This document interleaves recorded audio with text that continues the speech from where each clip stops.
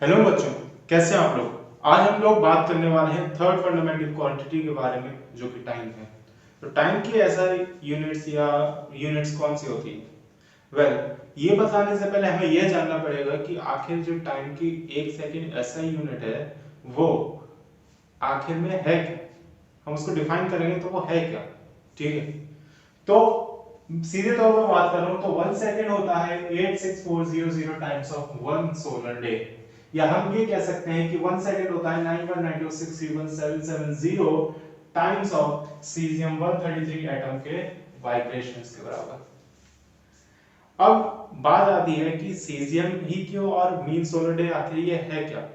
Well जब हमारी अर्थ अपनी एक्सिस पे एक बार पूरा रोटेट कर लेती है, तब हम उसको कहते हैं मीन सोलर डे, यानी कि एक दिन और एक रात के बराबर। ठीक है, ये जब कैलकुलेट किया गया तो 1 सेकेंड के हिसाब से जो भी इसमें डेरिवेशंस वगैरह जो भी कुछ था, वो अराउंड 86400 सेकेंड्स आए, या फिर हम ये कह सकते हैं कि 24 आवर्स के बराबर आया। इससे थोड़ा सा आगे पीछे बहुत माइन्यूट सा होता है, ठीक है, बट अराउंड 24 ही आवर्स ही होता है।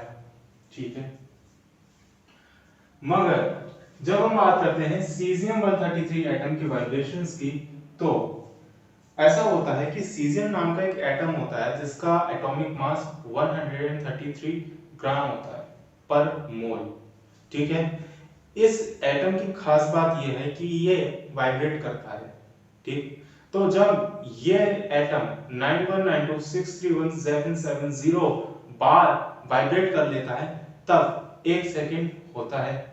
ठीक है, तो इन्हीं दो बेसिस के आधार पे जो एसआई सिस्टम वगैरह है, उन्होंने दो उन्होंने दो डेफिनेशंस दी। वो डेफिनेशंस क्या थी ये मैं पढ़ लेता हूं। A second is defined as 1 upon 86400 part of the mean solar day. That is, 1 second is equals to 1 upon 864D00 into 1 mean solar day into 1 mean solar day. दूसरी डेफिनेशन ये आई कि 1 second is the time interval of 9192631770 periods of the specific energy change in the cesium 133 atom under the specific condition। ठीक है, तो कुछ specific condition होती है जिसमें सीजियम एटम जिसका मास मोलर मास 133 ग्राम है, वो 9192631770 टाइम्स वाइब्रेट करता है। ठीक है, अब बात आती है कि क्या सेकंड के अलावा कोई और भी यूनिट्स हैं जो एग्जिस्ट करती हैं। तो आपकी जानकारी के लिए मैं बता दूं, ऐसी कई सारी यूनिट्स हैं सेकंड के अलावा जो एग्जिस्ट करती हैं। कौन कौन सी हैं एक बार देख लेते हैं। तो अब हम लोग बात करते हैं टाइम की और डिफरेंट यूनिट्स के बारे में। पहले ये सेकंड देखो जो हमने अभी पढ़ ली, ठीक है। दूसरी है मिनट। हम लोग कई सालों से पढ़ते आ रहे हैं कि एक मिनट में 60 सेकेंड्स होते हैं। ठीक है, हम लोगों ने कई बार पढ़ा होगा 6 क्लास में, 7 क्लास में, 8 क्लास में, 9th में, यहाँ है तो मैथ्स में कई बार पढ़ा होगा। तो एक मिनट में 60 सेकेंड्स होते हैं। ठीक है, बात करते हैं डे की। एक दिन में कितने होते हैं। ठीक है, तो एक दिन की बात करूं इसमें, तो एक दिन में 24 आवर्स होते हैं। 24 आवर्स को कन्वर्ट करेंगे मिनट्स में, इन मिनट्स को कन्वर्ट करेंगे सेकंड्स में। इसको जब हम मल्टीप्लाई करेंगे तो आएगा 86400 सेकेंड्स। ठीक है, अब बात आती है कि एक मंथ में क्या है। ठीक है, जनरली हम देखते हैं कि एक मंथ में 28 डेज भी होते हैं। ठीक है, एक मंथ में 30 डेज भी होते हैं और एक मंथ में 31 डेज भी होते हैं। ठीक है, आखिर ऐसा नाइंसाफी क्यों। भाई हम कह सकते थे जनरली 30। देखो दुनिया में जनरली अगर इंडिया में बात करूं तो इंडिया में 3 तरह के कैलेंडर्स का ज्यादातर जिक्र होता है। वो कौन कौन से। पहला है इंग्लिश कैलेंडर।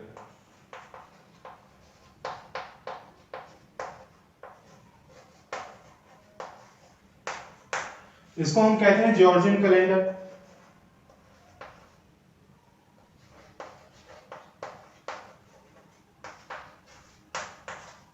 ठीक है, तो पहला है इंग्लिश कैलेंडर जिसको हम जॉर्जियन कैलेंडर भी कहते हैं। सेकंड है जो हिंदू कैलेंडर है। ठीक है, जिसको हम कहते हैं विक्रम कैलेंडर। थर्ड है मुस्लिम कैलेंडर, ठीक है, जिसको हम हिजरी कैलेंडर भी कहते हैं।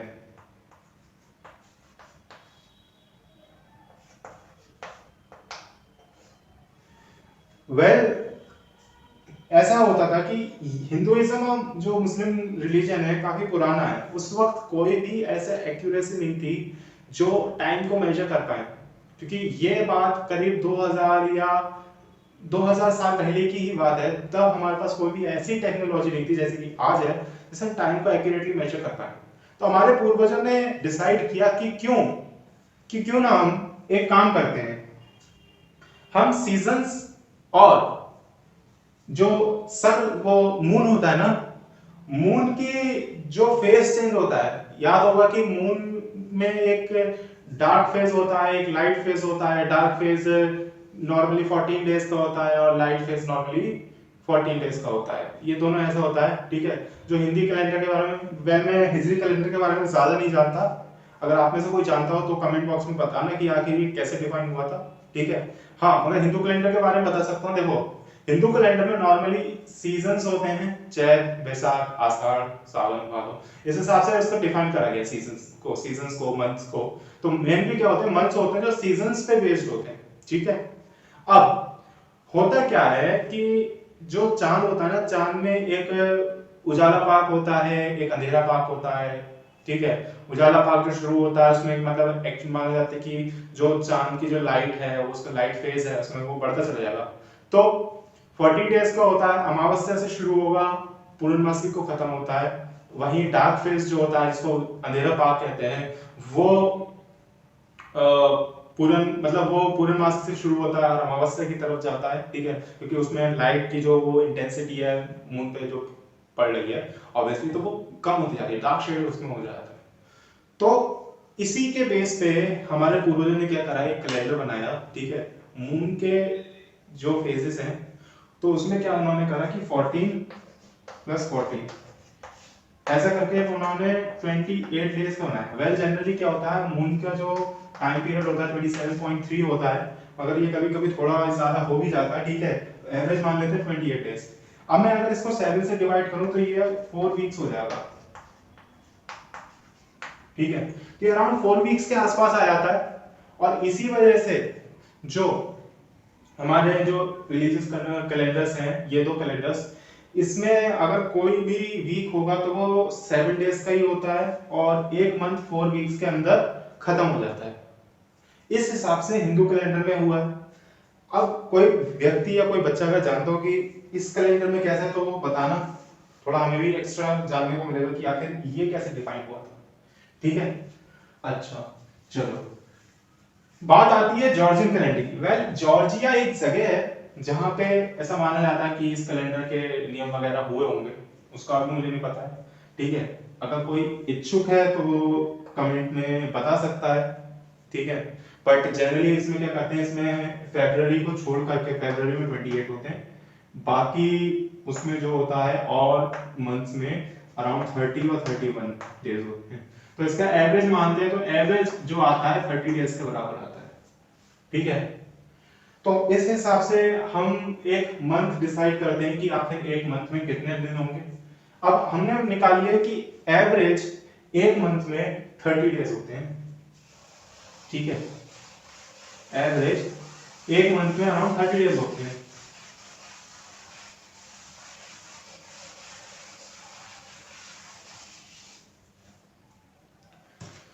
तो ऐसा करते हैं कि 30 डेज को 86400 से मल्टीप्लाई कर देते हैं, कितना आएगा 0 0 0 4 3 12 6 18 19 3 7 24 25, ठीक है।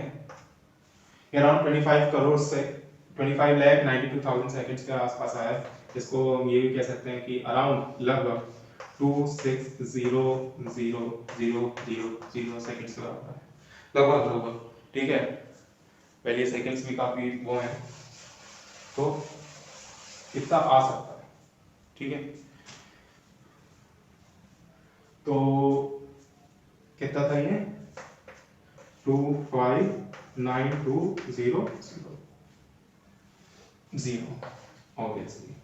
ठीक है, तो 1 मंथ में इतने सेकंड्स होते हैं। ठीक है, लूनर मंथ क्या होता है? लूनर मंथ मैंने बताया कि जो ऐसा होता है कि मतलब वही ना, हमारे जो दो कैलेंडर्स मैंने बताया था, हिजरी कैलेंडर और अपना इंडियन जो कैलेंडर था, हिंदू कैलेंडर, तो उसमें मून के फेजेस के आधार पे उसको मंथ्स डिसाइड होते हैं। ठीक है, मून के फेजेस के आधार पे और सीजन्स के इस पे, तो वो वही 28 डेज का होता है लूनर कैलेंडर, ये 30 डेज का होता है एवरेज। ईयर की बात करते हैं, ईयर में जनरली 365 और 1/4 के आसपास की, जनरली 6 आवर्स और 7 आवर होता है। ठीक है, 365.25 डेज होते हैं, 365.25 डेज होते हैं। ठीक है, इन्हीं 2.25 की वजह से हर 4 ईयर में एक लीप ईयर होता है। जब हम इसको 0.25 को मल्टीप्लाई करेंगे ना 4 से, तो एक डे आ जाता है, इसीलिए फरवरी में कई बार 29 डेज होते हैं। ठीक है, मगर बात आती है कि आखिर लीप ईयर है क्या।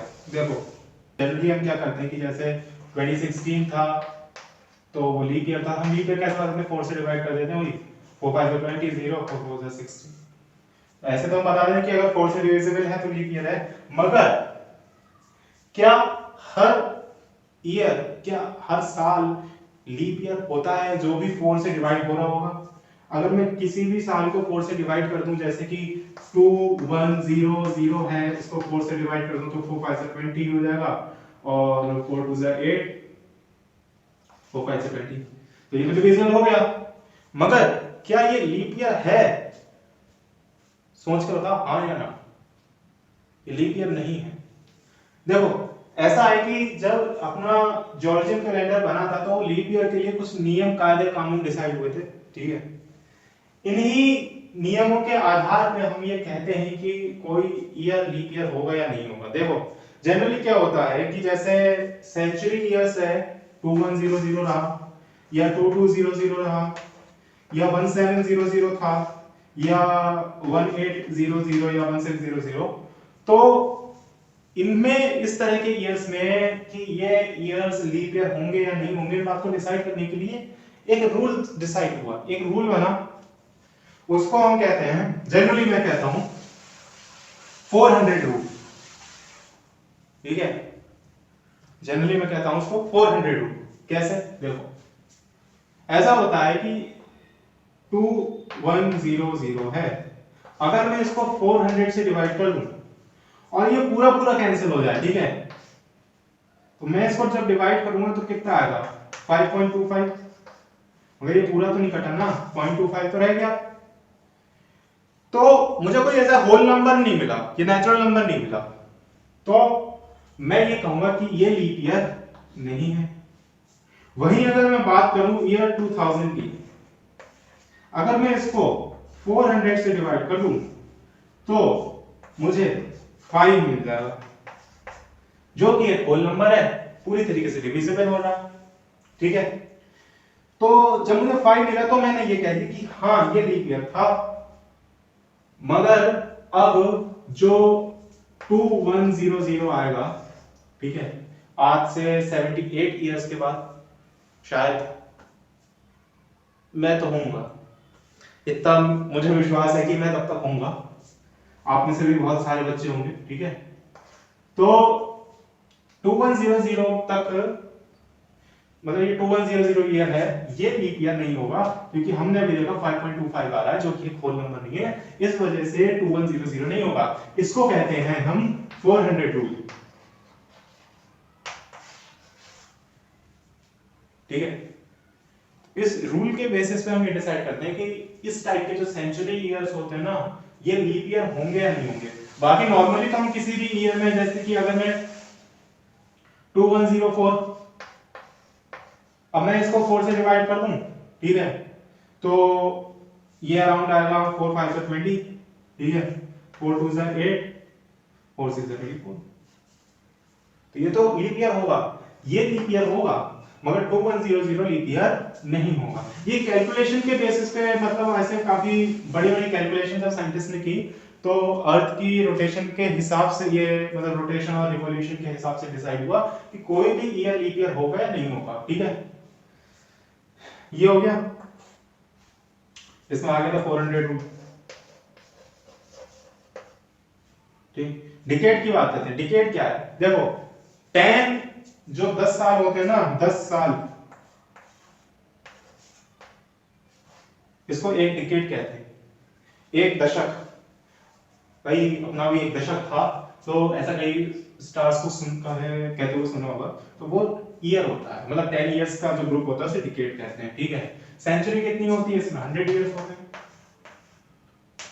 और मिलेनियम में 1000। तो ये कौन सा मिलेनियम चल रहा है, ये मिलेनियम 3 चल रहा है। ठीक है, थर्ड मिलेनियम चल रहा है। और कौन सी सेंचुरी में रह रहे हैं हम लोग, हम रह रहे हैं 21st सेंचुरी में। 21st सेंचुरी, हम लोग 21st सेंचुरी से, डोरेमोन आया था 22nd सेंचुरी से, फिर 100 साल बाद से आया था। तो मिलेनियम 1000 इयर्स का। ठीक है, चलो अब बात करते हैं हम कि एसआई यूनिट, कोई भी यूनिट अगर लिखने के लिए, जैसे कि अगर मैं मीटर लिख रहा हूं, या मैं सेंटीमीटर लिख रहा हूं, या कुछ भी लिख रहा हूं, एम्पियर लिख रहा हूं, या कुछ भी, वो यूनिट्स आखिर लिखी कैसे जाती है कि एक, देखो नॉर्मली यूनिट्स को लिखने का भी एक तरीका होता है, उसके कुछ रूल्स हैं, उन रूल्स को फॉलो करना पड़ेगा। अगर उन रूल्स को फॉलो नहीं करें, देखो हो सकता है एग्जामिनर तो सही कर देगा, अगर साइंटिफिक तौर पे बात करूं ना, अगर साइंटिस्ट वगैरह या कोई भी, तो वो उन रूल्स को एक्सेप्ट नहीं करते हैं। ठीक है, रूल्स क्या है, मैं रूल्स बता देता हूं।